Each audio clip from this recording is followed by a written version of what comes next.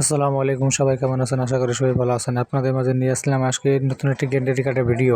দেখেন আমার আব্বা কত সুন্দর করে গ্যান্ডারি কাটতেছে। গ্যান্ডারি এখন একটা গ্যান্ডারি কাটবে, সবচেয়ে যে বড় গ্যান্ডারিটা সেটা কাটা হবে। দেখেন আমার আব্বা কাটতেছে।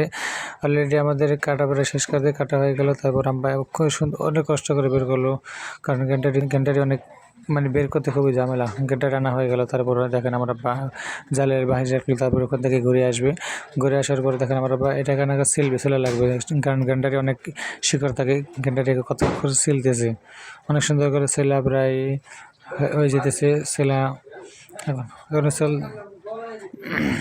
সেলা আমাদের প্রায় শেষ কাজে। দেখেন কত সুন্দর করে চলতে আছে, অনেক সুন্দর করে চলতেছে।